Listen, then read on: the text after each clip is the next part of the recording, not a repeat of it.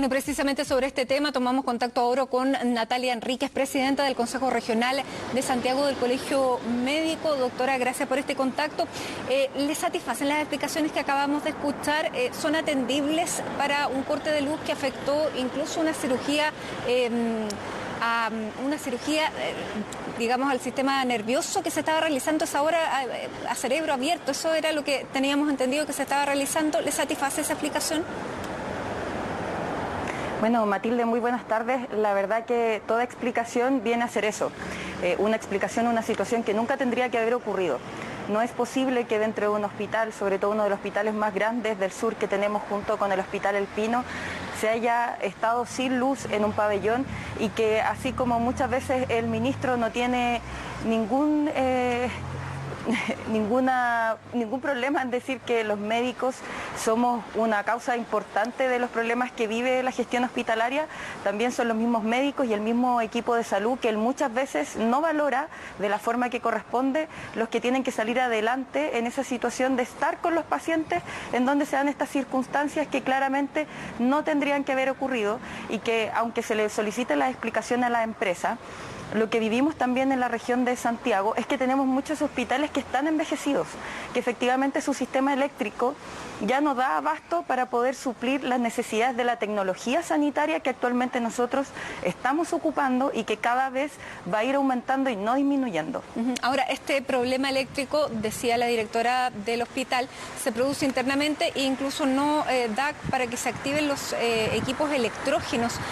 ¿Eso se debe a alguna recarga en el sistema? ¿Hay alguna claridad respecto a por qué ocurrió una situación como esa? ¿O tenemos que entender que es algo tan fortuito que, como ella decía, no ocurría desde el 2005 y pudiera volver a pasar en cualquier instante? Es que en cualquier momento que suceda, ya sea en el 2005 y que ahora se repita en el 2020, la verdad que no debiese ocurrir. No puede ser que un hospital esté sin energía. Y se entiende que esto puede ser parte del sistema interno del hospital y justamente esto tiene que ver con, como te comentaba, con que nuestros hospitales están envejecidos. El hospital del Barro Luco se hizo a principios del siglo XX y ahora estamos en el siglo XXI y así muchos de nuestros hospitales. El Hospital Salvador también, el Hospital San Borja es otro de esos, el Hospital Sotero del Río también tiene una infraestructura ya muy antigua y claro, probablemente no se activaron los generadores porque no fue un corte de luz externo, pero lo concreto es que así como pasó ahora, nada impida que vuelva a suceder, como te comento, a medida que nosotros empecemos a utilizar más tecnología sanitaria.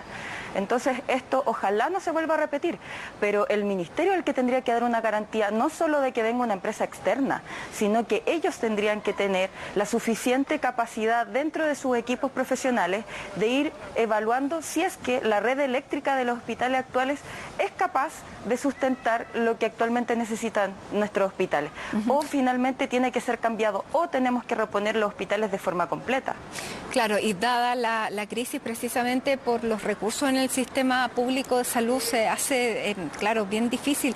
Ahora, ¿qué es lo que ocurrió con el paciente que estaba en esta cirugía que, de acuerdo a la información que teníamos, era una operación a un tumor cerebral que cumplió, no sé bien si terminó con 12 horas de operación, fue una operación muy extensa? ¿Qué pasó con él?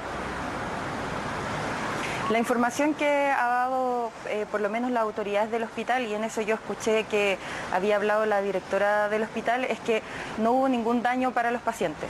Ahora efectivamente cualquier cirugía que supere las 6 horas es una cirugía compleja.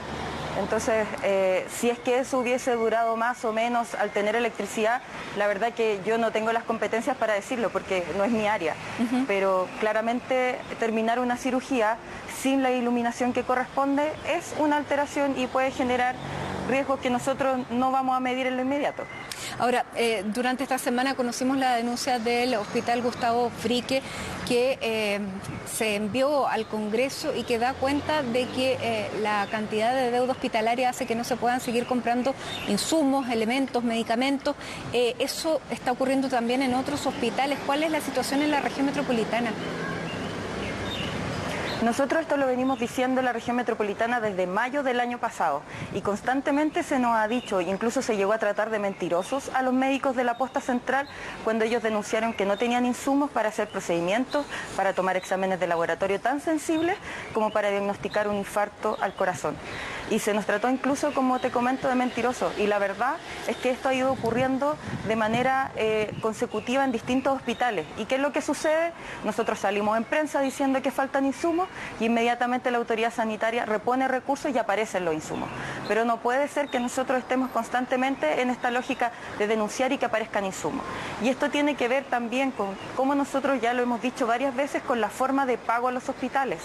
Uno, que la valoración de las prestaciones está subvalorada, y lo otro, que antes se les permitía a los hospitales hacer compras directas, es decir, que ellos manejaran su propio presupuesto, y ahora cada vez que los hospitales quieren comprar, lo tienen que justificar a Hacienda. Es una forma de controlar el presupuesto, sí, pero también hace que lo dinámico que nosotros necesitamos para funcionar no exista. Y no es que nosotros podamos decir, como en otras prestaciones de servicio, ¿sabe qué? Usted espere un poco, pongan espera su infarto o pongan espera la cirugía que usted necesita en este minuto porque yo tengo que ir a pedir insumos. Eso no existe en salud. Entonces no se puede manejar con la misma lógica que se podría trabajar con otras prestaciones de servicio. Y al nivel del Gustavo Fricke, ¿hay hospitales en la región metropolitana también? En este minuto, la verdad que han sido situaciones esporádicas, como te comento, y cada vez que nosotros hemos salido a denunciarlo, han llegado un sumo. El último justamente sucedió en mi hospital San José, que tuvimos por un día, la verdad que unas pocas horas, faltas de insumos para poder dar respuesta a ingresos a paciente crítico en nuestra unidad de UCI. Pero así es cosa de que todos los días a nosotros nos llega información que faltan insumos, y todos los días nosotros tenemos que estarlo comunicando a la autoridad ministerial. Muy bien. Doctora Natalia Hernández, presidenta regional de Santiago del Colegio Médico, muchísimas gracias por esta conversación con CNN Chile, nuevamente poniendo el punto en las deficiencias del sistema sanitario. Muchísimas gracias. Gracias a ti, Matilde. Buenas tardes.